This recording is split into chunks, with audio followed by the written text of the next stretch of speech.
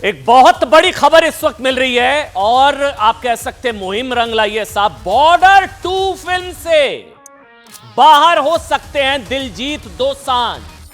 Amy Virk उनकी जगह उनको कास्ट किया जा सकता है। एमी विर्क को दूसरे पंजाबी सिंगर हैं, लेकिन बहुत बड़ी खबर है। बहुत ज्यादा आक्रोश था। सनी देओल को चिट्ठियां लिख दी गई थी, भूषण कुमार को चिट्ठियां लिख दी गई थी, प्रधानमंत्री को, गृह मंत्री को चिट्ठी लिख दी गई थी कि बॉर्डर 2 फिल्म से दिलजीत दोसांझ को बाहर किया जाए।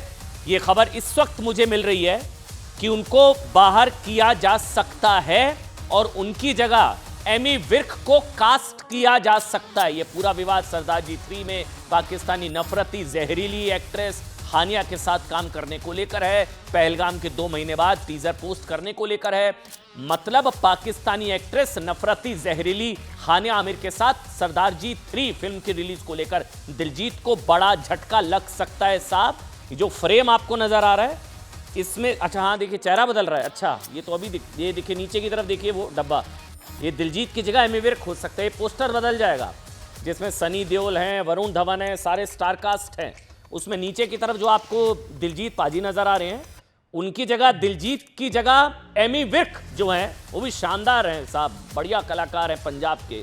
एमी विर्क को लिया जा सकता है, एमी विर्क को कास्ट किया जा सकता है। ये जो पोस्टर आप देख रहे हैं पूरा, इसमें बदलाव हो सकता है, बड़ा झटका लग सकता है। उनकी आने वाली फिल्म है बॉर्डर 2, उनको निकाला जा सकता है।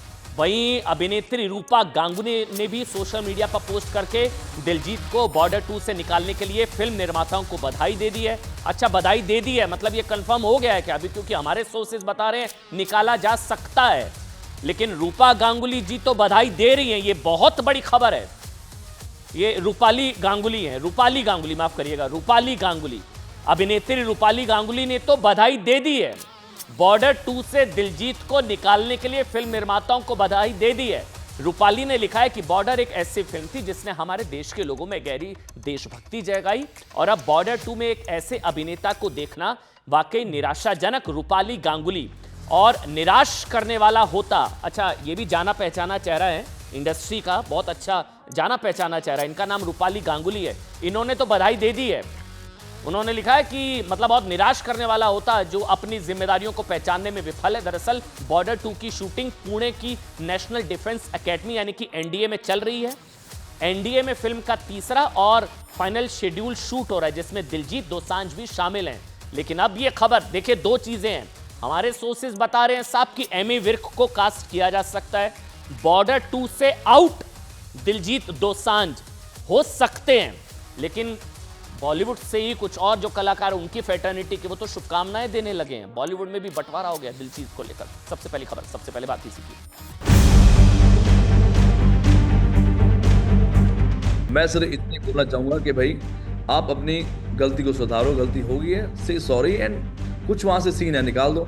आप एरोगेंट मत बनो, आप गुस्से वाले मत बनो कि मैं, मेरा एटीट्यूड है, मैं नहीं सॉरी बोलूंगा। कर दो ना, डब्बे में डाल दो, कहीं रिलीज मत करो। इतना पैसा कमा रहे हैं, इतना नाम कमाया है, छोड़ दो इस फिल्म को, ये बवाली खत्म हो जाए।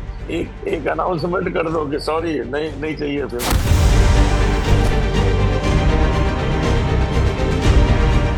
ये फिल्म बनी थी तब तो सिचुएशन सब ठीक था।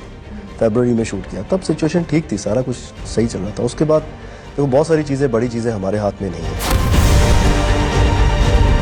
ऑब्वियसली अब इंडिया तो नहीं लगेगी तो इसको ओवरसीज रिलीज करते हैं, तो ऑब्वियसली इनका बहुत पैसा लगा हुआ है। और जब ये फिल्म बन रही थी तब ऐसा कुछ था नहीं।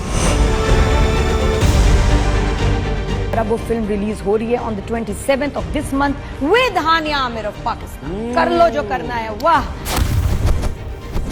वो रिलीज हो रही है एंड मैं इनकी स्ट्रेटेजी का कहती हूँ कमाल थी कि खामोशी इन्होंने कर दी, कुछ नहीं बोला। और उसके बाद सबको यही लगा कि Hania has been removed from the film officially. पर मैंने एक गल नहीं समझ लगी कि दोहरे मापदंड क्यों।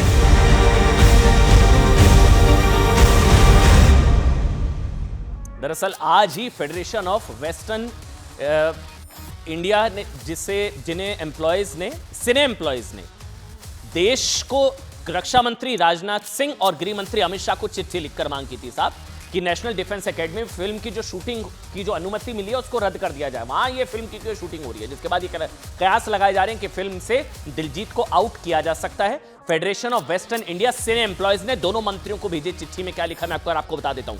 रक्षा मंत्री राजनाथ सिंह को चिट्ठी लिख दी, गृह मंत्री अमित शाह को चिट्ठी लिख दी कि एनडीए सैन्य प्रशिक्षण और बलिदान का एक राष्ट्रीय प्रतीक है, ऐसे में राष्ट्रीय एकता की भावना को कमजोर करने वाले अभिनेता से जुड़े फिल्म के साथ इसे नहीं जोड़ना चाहिए, खासकर तब जबकि रक्षा समुदाय की भावनाओं को आहत करने की वजह से अभिनेता का फिलहाल सार्वजनिक और प्रोफेशनल बहिष्कार हो रहा है।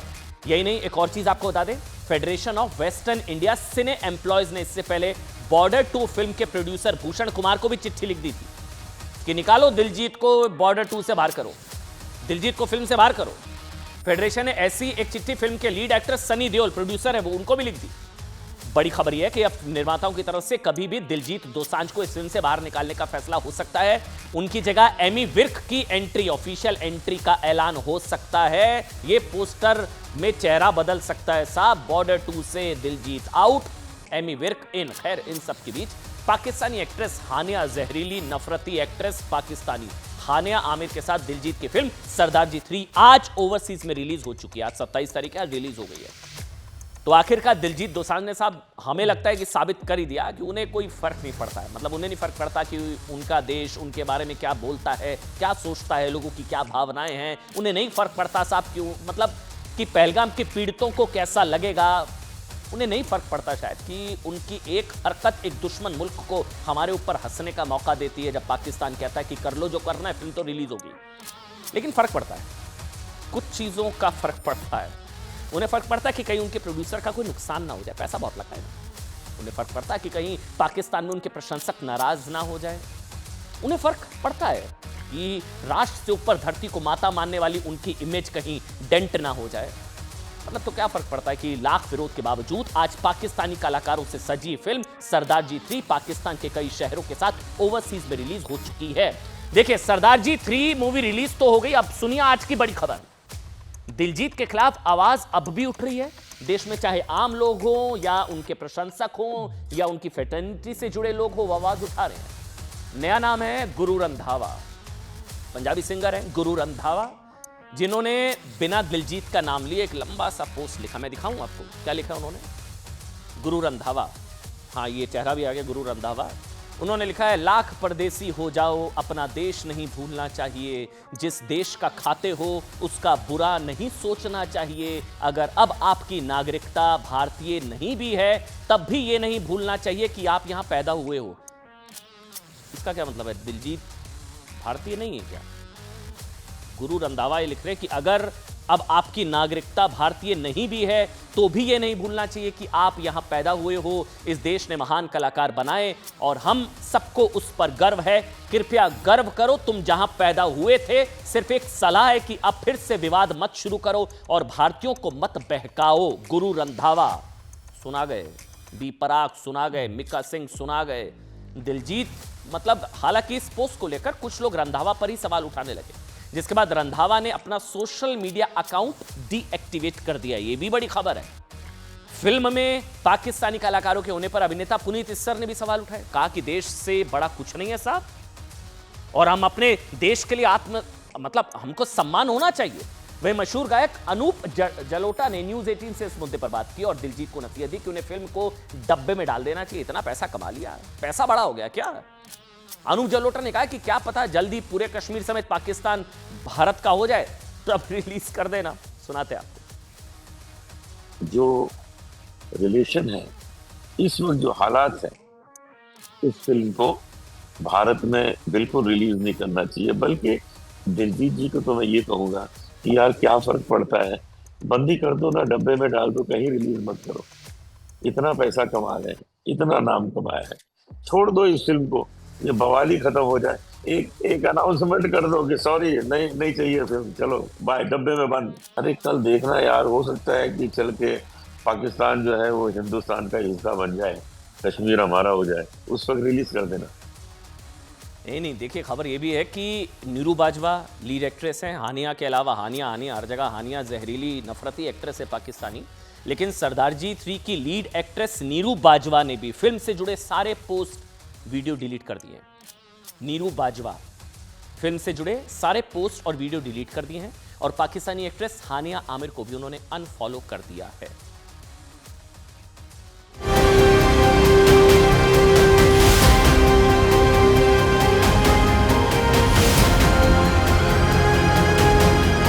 दिलजीत दोसांझ की फिल्म सरदार जी 3 ओवरसीज के सिनेमाघरों में रिलीज तो हो गई, लेकिन लोगों का गुस्सा है कि थमने का नाम नहीं ले रहा है। और खबर तो यहाँ तक है कि खुद फिल्म से जुड़े लोग भी अब इससे किनारा करने लगे हैं। दावा किया जा रहा है कि फिल्म की लीड एक्ट्रेस नीरू बाजवा ने फिल्म प्रमोशन के सभी वीडियो अपने सोशल मीडिया अकाउंट से हटा लिए हैं। नीरू के सोशल मीडिया अकाउंट पर अब सरदार जी 3 से जुड़ा ना कोई वीडियो है ना कोई पोस्ट। यही नहीं, दावा तो यहाँ तक है कि नीरू ने उस पाकिस्तानी एक्ट्रेस हानिया और आमिर को भी अनफॉलो कर दिया है, जिसके फिल्म में होने की वजह से सारा विवाद शुरू हुआ। तो क्या ये समझा जाए कि दिलजीत के खिलाफ विरोध की आग अब उनके घर तक पहुंच गई है? ये दावा इसलिए भी किया जा रहा है कि अब एक और पंजाबी सिंगर ने दिलजीत को खरी खरी सुनाई है, और वो है मशहूर सिंगर गुरु रंधावा, जिन्होंने अपने सोशल मीडिया पोस्ट पर लिखा कि लाख परदेसी हो जाओ, अपना देश नहीं भूलना चाहिए। जिस देश का खाते हैं उसका बुरा नहीं सोचना चाहिए। अगर अब आपकी नागरिकता भारतीय नहीं भी है तो भी ये नहीं भूलना चाहिए कि आप यहाँ पैदा हुए हैं। इस देश ने महान कलाकार बनाए और हम सबको उस पर गर्व है। कृपया गर्व करो जहाँ तुम पैदा हुए थे। सिर्फ एक सलाह है कि अब फिर से विवाद मत शुरू करो और भारतीयों को मत बहकाओ। हालांकि गुरु रंधावा ने इस पोस्ट में किसी का नाम नहीं लिया है, लेकिन लोग इसे दिलजीत से जोड़कर देख रहे हैं। वहीं मामले में विवाद बढ़ता देख रंधावा ने अपने सोशल मीडिया अकाउंट को डीएक्टिवेट कर दिया। दिलजीत के खिलाफ आवाज उठाने वालों में गुरु रंधावा अकेले नहीं, बल्कि कई कलाकारों के निशाने पर दिलजीत हैं। फिल्म एक्टर पुनीत इस्सर ने भी नाम लेते हुए कहा कि मैं देशभक्त हूँ, मेरे लिए देश पहले आता है। जब दिलजीत ने फिल्म शुरू की तब दोनों देशों के बीच सब ठीक था, इसलिए किसी ने ऐतराज नहीं किया। लेकिन मुझे लगता है कि हमें अपने देश के लिए आत्मसम्मान होना चाहिए। एक बड़ी खबर आ रही है, राहुल गांधी ने बड़ा हमला बोला है आरएसएस बीजेपी पर कि आरएसएस बीजेपी का असली एजेंडा यही है, संविधान इन्हें चुभता है क्योंकि वो समानता, धर्मनिरपेक्षता और न्याय की बात करता है संविधान। आरएसएस बीजेपी को संविधान नहीं मनुस्मृति चाहिए, ये बड़ी खबर है। आरएसएस भारतीय जनता पार्टी पर बड़ा हमला राहुल गांधी का। आरएसएस बीजेपी को संविधान नहीं मनुस्मृति चाहिए। ये बहुजनों और गरीबों से उनके अधिकार छीनकर उन्हें दोबारा गुलाम बनाना चाहते हैं। दरअसल पूरी बहस संविधान, जब मूल संविधान की प्रस्तावना में सेकुलर और समाजवाद, धर्मनिरपेक्ष और समाजवाद शब्द ना होने को लेकर और हटाने को लेकर जो बहस छिड़ी है, उसको लेकर राहुल गांधी ने बीजेपी आरएसएस पर बड़ा हमला बोला है। बात अब इसी की करेंगे। बाबा साहेब अम्बेडकर ने जो संविधान बनाया था उसके प्रस्तावना में ये दो शब्द नहीं थे। इमरजेंसी में जब देश के मौलिक अधिकार नहीं थे, देश के संसद नहीं था, न्यायांग पंगु बन गया था, उस समय आपने इसको जोड़ दिया। तो इसलिए ऐसे कई बातें आज भी समीक्षा करने के लिए हैं। अरे भारत का संविधान तो directed principle of state policy पूरी की पूरी सोशलिज्म और गांधीयन प्रिंसिपल पे आधारित है। जो आज भी इमरजेंसी के लिए अपोलोजाइज नहीं करते, उनके मन में संविधान के लिए क्या आदर समान से वो देख सकते हैं, जिन्होंने संविधान की ऐसी हत्या की, इतने अत्याचार किए। 70 में जब जनता पार्टी की सरकार आई थी तो जनसंघ जनता पार्टी के हिस्से में था। 42वां संशोधन जो हुआ था उसकी कई चीजें उन्होंने चेंज की, तो उसमें सेक्युलर वर्ड आप चेंज कर देते, आपकी तो सरकार थी, क्यों नहीं चेंज किया?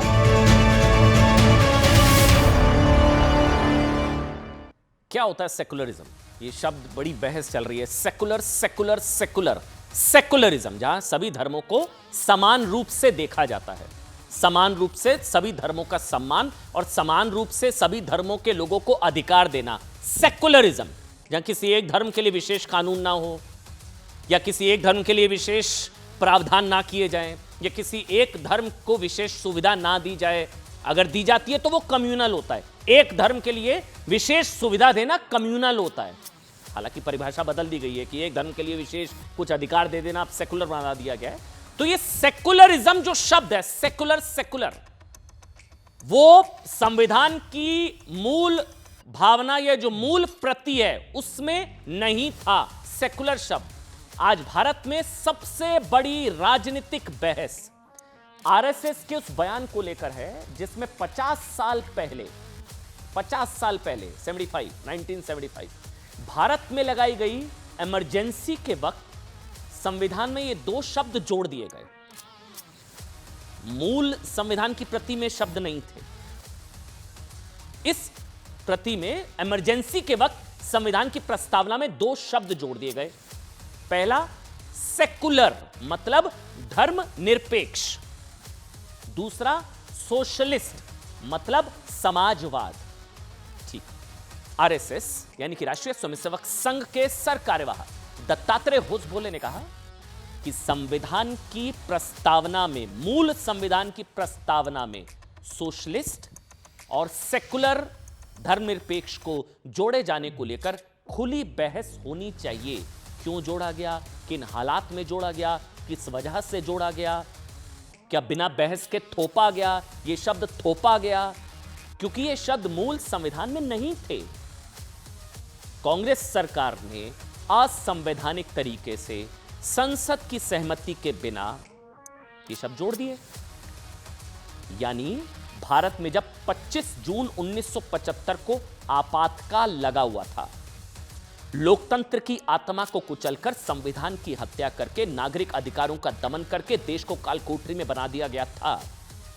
और 25 जून 1975 को देश में आपातकाल लगाए जाने के बाद 11 नवंबर 1976 को इंदिरा गांधी की सरकार ने यह 42वां संशोधन लेकर आई। इंदिरा गांधी की सरकार 42वां, इसको मिनी संविधान कहा जाता है। जैसे वो लोग कहते हैं, जो इंदिरा इज इंडिया मानने वाले लोगों ने इंदिरा का संविधान बना दिया था। ये अब खतरे में संविधान कहने वाले ये नहीं याद दिलाएंगे आपको 42वां संशोधन क्या किया गया था। और इस संशोधन के जरिए न्यायिक अधिकार कम कर दिए गए, बहुत सारी। उन सब के अलावा संविधान की प्रस्तावना में दो शब्द जोड़ दिए गए, धर्मनिरपेक्षता और समाजवाद। कुछ लोग कहते हैं तुष्टीकरण की वजह से यह सब किया गया। इसलिए आरोप लगते हैं कि जिस वक्त इंदिरा गांधी ने सभी विरोधियों को जेलों में ठूस दिया था, जिस वक्त संसद में इंदिरा सरकार के मनमाने फैसलों का विरोध करने वाला कोई नहीं था, उस वक्त संविधान संशोधन हुआ और संविधान में धर्म, ध्यान से समझिएगा, बहुत बड़ी बहस है ये, धर्मनिरपेक्षता और समाजवाद जैसे शब्द जोड़े गए। आपातकाल के दौरान बिना चर्चा के, बिना संसद की सहमति के थोपे गए, जोड़े नहीं गए, बल्कि आप कह सकते हैं शब्द थोपे गए। यानी जो संविधान बाबा साहेब आंबेडकर, डॉक्टर भीमराव अंबेडकर और संविधान सभा में ने बनाया था, देखिए आंबेडकर का संविधान और उधर इंदिरा का संविधान 42वां, जिसको मिनी संविधान कहा जाता है। मतलब जो बाबा साहब भीमराव अंबेडकर और संविधान सभा में ने जो संविधान बनाया था, जिस संविधान की प्रस्तावना में लंबी बहस हुई थी, लंबी बहस, धर्मनिरपेक्षता और समाजवाद जैसे शब्द नहीं रखे गए थे। डॉक्टर BR अंबेडकर तो विरोधी थे इसके, मैं आपको आगे बताऊंगा। इंदिरा गांधी ने संविधान की प्रस्तावना में धर्मनिरपेक्षता और समाजवाद जैसे शब्द जोड़ दिए। इसी को लेकर सरकार्यवाह आरएसएस के दत्तात्रेय होसबोले ने कहा कि जब संविधान को निष्क्रिय बना दिया गया था, लोकतंत्र को जेल में डाल दिया गया था, नागरिक अधिकारों का दमन कर दिया गया था, देश को कालकोठरी बना दिया गया था, उस वक्त देश के लोगों की मर्जी के बिना असंवैधानिक तरीके से संविधान से छेड़छाड़ की गई, संविधान की प्रस्तावना के साथ छेड़छाड़ की गई और 50 साल बाद भी इन शब्दों को नहीं हटाया गया। सेकुलर सेकुलर सेकुलर सेकुलर ने कैसे तुष्टीकरण को बढ़ावा दिया ना, सेकुलरिज्म की गलत व्याख्यान है, वो मैं आपको आगे समझाऊंगा। दत्तात्रेय होसबोले ने कहा कि आज बहस इस बात पर होनी चाहिए साहब, बिल्कुल होनी चाहिए कि संविधान की प्रस्तावना में ये शब्द होने चाहिए, नहीं होने चाहिए। भीमराव अंबेडकर क्या गलत थे जब उन्होंने इन शब्दों को शामिल नहीं किया था? वो गलत थे या इंदिरा जी सही, या नेहरू जी भी गलत थे? मतलब इनफैक्ट नेहरू भी जो है इसको शामिल करने के पक्षधर नहीं थे। नेहरू गलत, डॉक्टर बाबा साहब भीमराव अंबेडकर गलत, संविधान निर्माता गलत, इंदिरा जी सही। दत्तात्रेय होसबोले ने यह भी कहा कि जिस पार्टी ने संविधान लोकतंत्र को कुचला था, उस पार्टी के लोग आज संविधान की मिनी कॉपी लेकर घूमते हैं, लाल किताब, लेकिन उन्होंने देश में इमरजेंसी लगाने को लेकर आज तक माफी नहीं मांगी है। एक एक शब्द को ध्यान से सुनिएगा। बाबा साहेब अम्बेडकर ने जो संविधान बनाया था उसके प्रस्तावना में ये दो शब्द नहीं थे। इमरजेंसी में जब देश के मौलिक अधिकार नहीं थे, देश के संसद नहीं था, न्यायांग पंगु बन गया था, उस समय आपने इसको जोड़ दिया। तो इसलिए ऐसे कई बातें आज भी समीक्षा करने के लिए हैं। देखिए, बहस तो होनी चाहिए ना साहब, बहस तो होनी चाहिए। आरएसएस के बयान के बाद अब सुनिएगा जो मैं आपको बता रहा हूं। आरएसएस के बयान के बाद सो कॉल्ड सेकुलर और सोशलिस्ट ब्रिगेड पूरी तरह से भड़की हुई है साहब। कांग्रेस कह रही है कि ये बाबा साहब अंबेडकर के संविधान को खत्म करने की साजिश है। बाबा साहब अंबेडकर खुद नहीं शामिल करना चाहते थे इस शब्द को, लेकिन कांग्रेस कह रही है ये डॉक्टर बाबा साहब भीमराव अंबेडकर के संविधान को खत्म करने की साजिश है। लालू यादव जी ने कहा कि देश के सबसे बड़े जातिवादी और नफरती संगठन आरएसएस ने संविधान बदलना वो चाहता है। आरएसएस समाजवादी पार्टी अध्यक्ष अखिलेश यादव ने कहा कि बीजेपी सिर्फ संविधान के सम्मान का दिखावा करती है।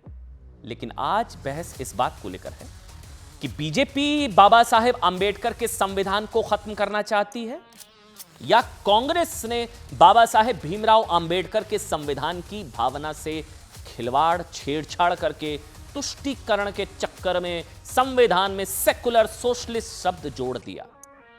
क्योंकि खुद, अब सुनिए जो बता रहा हूं, खुद स्वयं बाबा साहेब अंबेडकर, डॉक्टर BR अंबेडकर संविधान की प्रस्तावना में समाजवादी और धर्मनिरपेक्ष शब्द शामिल करने के विरोधी थे। तो किसने खिलवाड़ की बाबा साहेब अंबेडकर की भावना से? कांग्रेस ने। ये विरोधी थे doctor BR Ambedkar. Doctor Ambedkar मानते थे कि संविधान पर कोई विचारधारा नहीं थोपी जानी चाहिए, कोई विचारधारा नहीं। इसके अलावा उन्होंने कहा था कि संविधान में पहले से ही समाजवादी सिद्धांत मौजूद हैं, जिन्हें राज्य के नीति निर्देशक सिद्धांतों के माध्यम से समाजवादी सिद्धांत के रूप में देखा जा सकता है। और सुनिए, डॉक्टर अंबेडकर के अलावा नेहरू जी, पंडित नेहरू भी इस शब्द को शामिल करने के पक्षधर नहीं थे। उन्होंने कभी खुलकर इसकी बात नहीं की, बल्कि इसकी आवश्यकता नहीं है, क्योंकि संविधान में पहले से स्पष्ट है साहब कि भारत के संविधान में हर धर्म का बराबर स्थान है। राइट टू रिलीजन पहले से है, धार्मिक अधिकार पहले से हैं, समानता का अधिकार पहले से है, बराबरी का अधिकार पहले से है। डॉक्टर अंबेडकर कहते थे कि शब्द गैर जरूरी है। कांग्रेस के लिए तुष्टीकरण के लिए जरूरी होगा शायद। सवाल यह भी है साहब, अब सुनिए जो मैं बताऊंगा। सेकुलर और सोशलिस्ट शब्द को लेकर जो समझ इंदिरा और कांग्रेस में है, क्या वो समझ डॉक्टर अंबेडकर और नेहरू में नहीं थी? क्योंकि वो दोनों तो संविधान की प्रस्तावना में इस शब्द के शामिल करने के विरोधी थे। इसके बावजूद आज कांग्रेस का कहना है साहब कि बीजेपी अंबेडकर के संविधान को खत्म करना चाहती है, इसलिए ऐसी कोशिशें की जा रही है। आपत्ति आपको दिखाते हैं कांग्रेस की, सुनिए। ये जो मूल आत्मा है सेकुलरिज्म और सोशलिज्म, संविधान से हटाया जाए, यही इरादा तो इन्होंने 2024 में किया था कि अब की बार 400 पार। उसके पीछे मूल भावना यही है, इनका छिपा एजेंडा है कि अंबेडकर के संविधान को समाप्त कर दो। राष्ट्रीय स्वयंसेवक संघ के सर कार्यवाह दत्तात्रेय होसबोले का पूर्ण समर्थन हम करते हैं, क्योंकि जो आप preamble of the Indian constitution देखें तो 1975-76 के पहले कहीं भी सोशलिस्ट सेक्युलर शब्दों का इस्तेमाल नहीं किया। कांग्रेस ने जैसे इमरजेंसी घोषित की 25 जून 1975 में, वहां इंदिरा गांधी ने 42nd कॉन्स्टिट्यूशनल अमेंडमेंट में इंसर्ट किया कि सोशलिस्ट शब्द, सेक्युलर शब्द प्रियम्बल में। साहब सवाल है कि आखिर ऐसी कौन सी इमरजेंसी थी कि इंदिरा सरकार ने संविधान बदला? संविधान की प्रस्तावना में समाजवादी और खास तौर से धर्मनिरपेक्ष शब्द जोड़े? क्या ऐसा तुष्टीकरण की वजह से हुआ? क्योंकि आरएसएस समेत कई संगठन मानते हैं कि यह संविधान की प्रस्तावना में यह शब्द छद्म सूडो सेकुलरिज्म, छद्म धर्मनिरपेक्षता को बढ़ावा देते हैं। और आज की राजनीति में सबसे ज्यादा दुरुपयोग जिस शब्द का होता है वो आप जानते हैं, सेकुलर शब्द है। आरएसएस और कई हिंदुत्ववादी संगठन मानते हैं कि सेकुलरिज्म की गलत व्याख्या ने तुष्टीकरण को बढ़ावा दिया है। मतलब मुस्लिमों की बात करो तो सेकुलर, हिंदुओं की बात करो तो कम्युनल। सेकुलरिज्म के नाम पर मुस्लिम वोट बैंक को मजबूत करने के लिए विशेष योजनाएं चलाई गई सेकुलरिज्म के नाम पर, जिसने तुष्टीकरण को बढ़ावा दिया। यहां तक कि सेकुलरिज्म के नाम पर ऐसे ऐसे साफ कानून बना दिए गए जो संविधान की मूल भावना यानी कि समानता का अधिकार, बराबरी के अधिकार के भी खिलाफ थे। लेकिन तुष्टीकरण के लिए उससे भी सेकुलरिज्म का लाबादा पहना दिया गया। यही वजह है साहब कि धर्मनिरपेक्ष देश में मुस्लिमों के लिए अलग से कानून सेकुलर, अलग से कानून सेकुलर। वैसे धर्मनिरपेक्षता मतलब होता है सभी धर्मों को एक समान ट्रीट करना, लेकिन कैसे गलत व्याख्या ने तुष्टीकरण को बढ़ावा दिया। धर्मनिरपेक्ष देश में मुस्लिमों के लिए अलग से कानून सेकुलर, सभी नागरिकों के लिए समान कानून सांप्रदायिक। देश में कई मंदिरों की जमीन को हथियाने वाले वक्फ बोर्ड सेकुलर, वक्फ बोर्ड बहुत सेकुलर है, लेकिन प्लेसेस ऑफ वर्शिप एक्ट के विरोध को सांप्रदायिक, क्योंकि यह एक्ट धार्मिक स्थलों का असली चरित्र सामने आने से रोकता है। इसी तरह सुनते जाइए, बाबरी की बात करना सेकुलर, राम मंदिर की बात करना सांप्रदायिक, रमजान के महीने में फ्री बिजली कोई सरकार देती है ना, रमजान का महीना फ्री बिजली कट नहीं होगी, सेकुलर, बहुत अच्छा फैसला सेकुलर। कावड़ यात्रियों के लिए फ्री बिजली कम्युनल। टोपी, कुछ लोग होता है ना, कुछ लोग टोपी को सेकुलरिज्म की पहचान बताते हैं, ये तो है, ये तो फैक्ट है साहब, टोपी को सेकुलरिज्म। लेकिन कहीं कोई क्लासरूम या कहीं कोई तिलक लगाकर पहुंच जाता है तो कुछ लोग उसको सांप्रदायिक बता देते हैं। टोपी सेकुलर, तिलक सांप्रदायिक, सड़क पर नमाज सेकुलरिज्म। लेकिन कावड़ पर तंज मारते हुए कुछ नेता कहते हैं कि किताब उठाते तो कावड़ उठाने की जरूरत नहीं पड़ती, कावड़ जो है सांप्रदायिक। इफ्तार पार्टियां सेकुलरिज्म की पहचान, लेकिन हिंदू धार्मिक आयोजनों को कम्युनल बता दिया जाता है साहब। लेकिन इसी तरह की बहस को पूर्ण विराम देने के लिए संभवतः इस तरह की कोशिश की गई है। लेकिन कोलकाता गैंगरेप कांड में एक बड़ी खबर आ रही है। टीएमसी सांसद कल्याण बनर्जी ने एक विवादित बयान दे दिया है, इनफैक्ट बहुत विवादित बयान। कल्याण बनर्जी ने गैंगरेप जैसी घटना पर एक तरह से पीड़ित को कटघरे में खड़ा करते हुए कहा है कि अगर एक दोस्त अपनी दोस्त के साथ रेप करे तो हम क्या करें। ये बयान है कल्याण बनर्जी का। क्लासमेट्स, वो कह रहे हैं एक दोस्त अपनी दोस्त के साथ रेप करे, वो बच्ची का रेप हुआ है, वो कह रहे दोस्त, तो बच्ची को ही कटघरे में खड़ा करना हुआ ना। एक दोस्त दूसरे के साथ रेप करे तो हम क्या करें, आप कुछ नहीं कर सकते तो सरकार में क्यों है। कल्याण बनर्जी ने यह भी कहा है कि क्या स्कूल कॉलेजों में पुलिस होगी। ऐसा बयान देकर कल्याण बनर्जी ने छात्रा को इस बात के लिए दोषी बता दिया कि आरोपी तो उसका दोस्त था, इसलिए बचाव की जिम्मेदारी भी क्या पीड़ित की। सुनिए एक बार कल्याण बनर्जी को।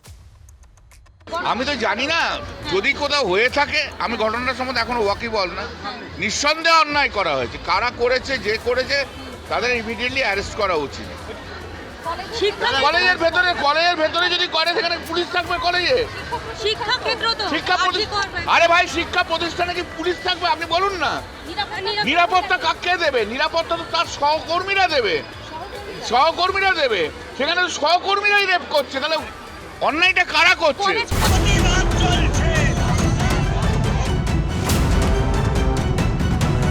जब तक ममता बनर्जी रहेगी राज्य में एज ए मुख्यमंत्री और तृणमूल कांग्रेस पावर में रहेगी तब तक होता ही रहेगा ऐसे एक के बाद एक रेप की घटना। ये बहुत निंदनीय घटना है। पुलिस को हम बोलेंगे कड़े से कड़ा सजा दिया जाए सबका, और तुरंत इन्वेस्टिगेशन करके जो लोग ये घटना घटाया है उन लोग के खिलाफ कार्रवाई चालू किया जाए और कठोर से कठोर उनको सजा मिले। लॉ कॉलेज के अंदर दिन दहाड़े इस प्रकार घटना जब घटता है, जब वहाँ की स्टूडेंट का ऊपर बलात्कार होता है, तो बंगाल का लॉ एंड ऑर्डर का क्या स्थिति है ये सब कुछ समझ में आ रहा है।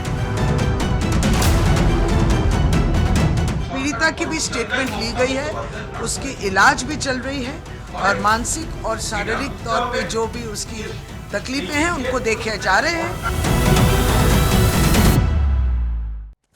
ये एफआईआर की कॉपी मेरे हाथ में है साहब। इसमें हैरान कर देने वाले इतने बड़े खुलासे हैं। कोलकाता ये जो गैंगरेप की जो घटना है, एक और गैंगरेप, इसमें इतने खुलासे हैं जो मैं आपको बताऊंगा कि गार्ड को वहां से भगा दिया गया था, टीएमसी लॉयल्टी प्रूफ करने के लिए बच्ची को कहा गया था। ये सारी चीजें इस एफआईआर के पास, ये हमारे पास है। कोलकाता गैंगरेप की घटना पर ममता बनर्जी सरकार का पर बड़ा सवाल इसलिए भी कि क्या ममता बनर्जी बेटियों के खिलाफ अपराधियों को कड़ा संदेश दे पाने में नाकाम रही हैं क्या इसी वजह से संदेश खाली जैसी घटना हुई? आरजेकर अस्पताल में एक डॉक्टर बेटी का गैंगरेप और मर्डर हुआ, और अब कोलकाता में लॉ कॉलेज में एक स्टूडेंट से गैंगरेप हुआ है। वो भी तब जब कोलकाता में ही आरजीकर मेडिकल हॉस्पिटल में ट्रेनी डॉक्टर के साथ रेप मर्डर को 1 साल भी नहीं बीता है साहब, 1 साल भी नहीं बीता है। घटना 25 जून की है।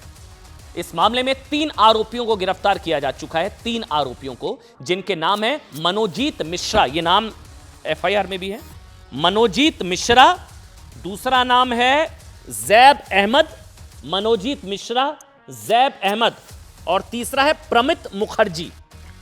प्रमित मुखर्जी, ये तीनों नाम यहां पढ़ेंगे आप। एक बार दिखाई दोबारा से कैमरा, ये देखिए आप, ये तीनों नाम है। मनमीत, पहला नाम मनोजीत मिश्रा, दूसरा नाम जैब अहमद, तीसरा जो है ये नाम है प्रमित मुखर्जी। हैरान करने वाली बात यह है कि जिस ममता बनर्जी सरकार पर आरजीकर मेडिकल कॉलेज में हुई रेप की घटना पर आरोपी के खिलाफ एक्शन ना लेने, आरोपी को कवच पहुंचाने के आरोप लगे थे, साहब एक बार फिर लॉ स्टूडेंट से रेप के मामले में उस पर उसी तरह के फिर आरोप लग रहे हैं। क्योंकि इस वारदात में शामिल जो एक नाम है मनोजीत मिश्रा, मनोजीत मिश्रा नाम के प्राइम एक्यूज का टीएमसी के नेताओं से कनेक्शन के आरोप लग रहे हैं। मैं आपको बताऊंगा पूरी खबर क्यों। रेप के आरोपी मनोजीत मिश्रा की तस्वीरें ये है इस वक्त टीवी स्क्रीन पर, ये जो आपको ग्रीन एंड सर्कल में नजर आ रहा है, ये है मनोजीत मिश्रा। इसकी तस्वीरें टीएमसी के अलग अलग नेताओं के साथ दिखाई दे रहा है। वो एक तस्वीर में वो ममता बनर्जी के भतीजे टीएमसी सांसद अभिषेक बनर्जी के साथ दिखाई देता है, दूसरी तस्वीर में ममता बनर्जी की भाभी कजरी बनर्जी के साथ वो दिखाई दे रहा है। ये देखिए वो 3 तस्वीरें कोलकाता के भवानीपुर क्षेत्र के में पार्षद हैं। तीसरी तस्वीर में वो टीएमसी के नेता पश्चिम बंगाल की ममता बनर्जी सरकार में राज्य मंत्री चंद्रिमा भट्टाचार्य के साथ मौजूद है। इसका नाम है मनोजीत मिश्रा। बीजेपी कह रही है, बीजेपी के नेता अमित मालविया ने सोशल मीडिया पर यह तस्वीरें पोस्ट करके लिखा है, आरोपी का संबंध टीएमसी के ताकतवर लोगों से है, इसलिए उसे बचाया जा रहा है। उन्होंने लिखा, चौंकाने वाली रिपोर्ट बताती है कि कॉलेज के अधिकारियों को अपराध होने के दौरान गेट बंद करने के निर्देश दे दिए गए थे। गेट बंद कर दो, वो सुन भी रहे थे उनकी, गेट बंद कर दो। मनोजीत को ये छूट किसने दी, उसे किसने बचाया? ये सिर्फ एक अपराध नहीं है, ये सर्वोच्च स्तर का कवर अप है। टीएमसी बलात्कारियों और बलात्कारियों के रक्षकों की पार्टी है। हम राजनीतिक सत्ता को इस अपराध को दबाने नहीं देंगे।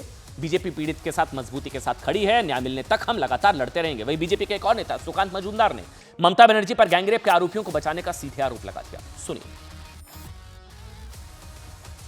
कि जब तक ममता बनर्जी रहेगी राज्य में एज ए मुख्यमंत्री और तृणमूल कांग्रेस पावर में रहेगी, तब तक होता ही रहेगा ऐसे एक के बाद एक रेप की घटना। क्योंकि आरजीकर की घटना घटी, सारे घटनाओं में आप देखेंगे कि ममता बनर्जी ने हमेशा और उनकी सरकार ने कोशिश की है कि रेप की घटना को दबाने के लिए, तो दबाने का काम जब तक एक एडमिनिस्ट्रेटिव हेड करता रहेगा आपकी स्टेट में, तो उस स्टेट में एडमिनिस्ट्रेशन क्या रहेगा, या एडमिनिस्ट्रेशन का डर जो गुंडा है, जो बदमाश है, जो रेपिस्ट है, उनके दिमाग में है ही नहीं डर, क्योंकि जानते हैं ममता बनर्जी उनकी पार्टी है बचाने के लिए। साहब ये बीजेपी आरोप क्यों लगा रही है आप जानते हैं? क्योंकि खुद पीड़ित ने पुलिस को ये जो एफआईआर जो शिकायत में आरोप लगाया मेरे हाथ में है कि पी यानी कि प्रमित मुखर्जी ने उसे जे यानी कि जैब अहमद और तृणमूल छात्र परिषद यूनिट के प्रति लॉयल्टी, टीएमसी के प्रति लॉयल्टी प्रूव करने के लिए कहा था। शिकायत में पीड़ित ने बताया है कि आरोपियों ने उसे जबरन गार्ड रूम में ले जाकर उसके साथ गैंगरेप किया। इस दौरान उन्होंने गार्ड्स को बाहर रहने के लिए कहा था। जब उसने गार्ड से मदद मांगी तो उन्होंने भी उसकी मदद नहीं की थी। पीड़ित लड़की ने जब रेप का विरोध किया तो आरोपियों ने उसकी जमकर पिटाई की, उसके घर वालों को जान से मारने की धमकी दी, उसके पिता को मारने की धमकी दी। और सबसे हैरान कर देने वाली बात यह है कि जिस वक्त ये पूरी घटना हुई, आरोपियों ने कॉलेज का ये पेज नंबर, पूरी एफआईआर की कॉपी हमने पढ़ी है, ये पेज नंबर 7 में लिखा गया है कि आरोपियों ने कॉलेज का गेट बाहर से बंद करवा दिए थे। सवाल यह कि आखिर ऐसे कैसे हो सकता है कि आरोपियों ने कॉलेज का मेन गेट बंद करवा दिया हो और कॉलेज प्रशासन को इसका पता ना हो। उधर इस मामले में राष्ट्रीय महिला आयोग ने स्वतः संज्ञान ले लिया है और कोलकाता पुलिस आयुक्त को पत्र लिखकर आरोपियों के खिलाफ त्वरित और समयबद्ध जांच के निर्देश दे दिए हैं। बीजेपी का आरोप है कि यह सिर्फ बलात्कार की घटना नहीं है, ये टीएमसी की राजनीतिक छत्र छाया में सिस्टमैटिक पॉलिटिकल ब्रूटैलिटी का एक पूरा मामला नजर आ रहा है। आगे बढ़ेंगे, बात करेंगे जून में जलकांड की।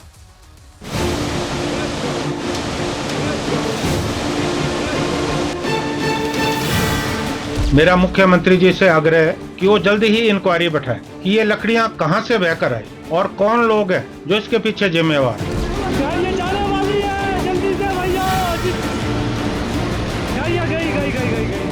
इस बाढ़ में मेरे पापा और बहन बाढ़ में बहे और 5 घर थे यहाँ पे, वो भी बहे।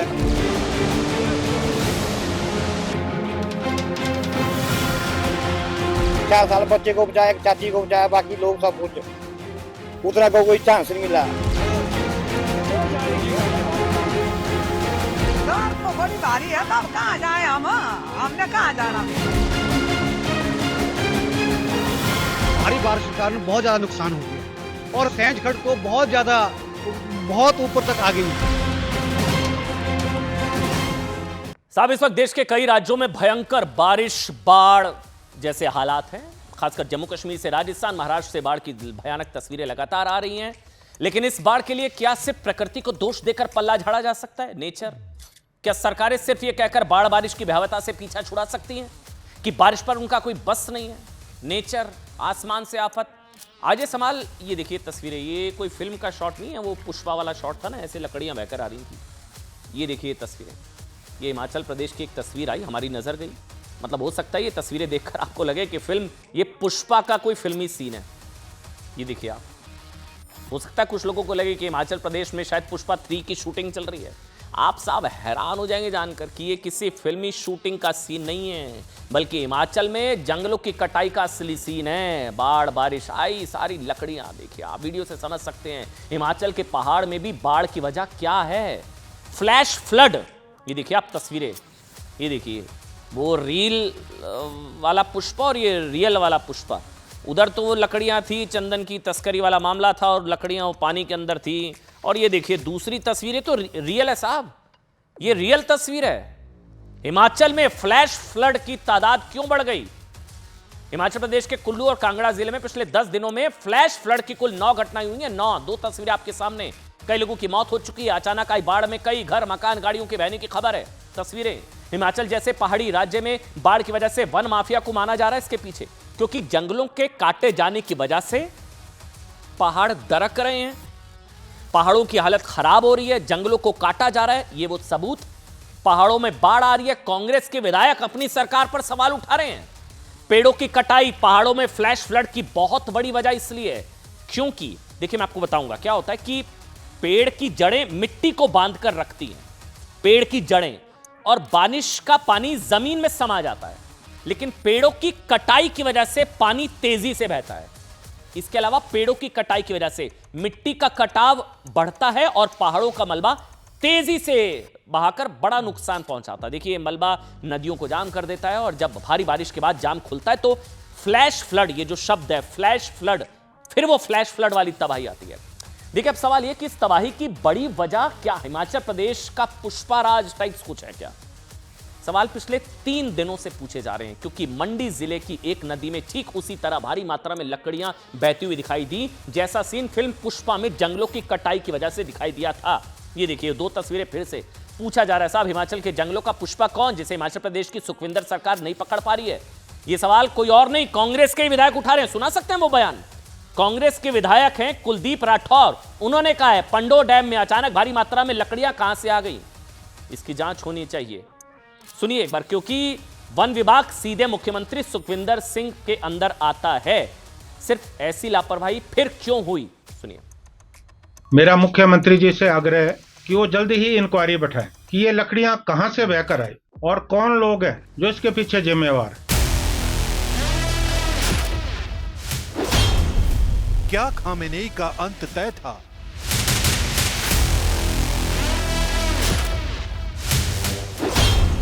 क्या ईरान के सुप्रीम लीडर की हत्या का प्लान था?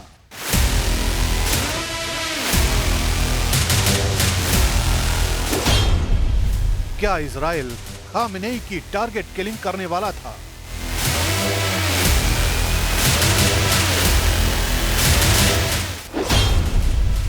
आखिर कैसे बची अयातुल्ला खामेनेई? इजराइल ने ईरान के सर्वोच्च नेता अयातुल्ला अली खामेनेई को निशाना बनाने का प्लान बना लिया था। और ये कोई अफवाह नहीं, बल्कि खुद इजराइल के रक्षा मंत्री इजराइल कात्ज का कबूलनामा है। न्यूज 13 को दिए गए इंटरव्यू में कात्ज ने कहा, अगर वो हमारी रेंज में होते तो हमने उन्हें खत्म कर दिया होता। हम लगातार उन्हें ढूंढते रहे, लेकिन ऑपरेशनल मौका नहीं मिला। दरअसल 13 जून से 12 दिनों तक चला इजराइल ईरान युद्ध एक हाईटेक रणनीतिक लड़ाई थी। बैकग्राउंड में गाजा में हमास के खात्मे और ईरानी जवाबी कार्रवाई की तैयारी। इजराइल को अंदेशा था कि ईरान युद्ध की आड़ में अपने परमाणु कार्यक्रम को फिर से शुरू कर सकता है और इसी वजह से खामेनेई को टारगेट करने का फैसला हुआ।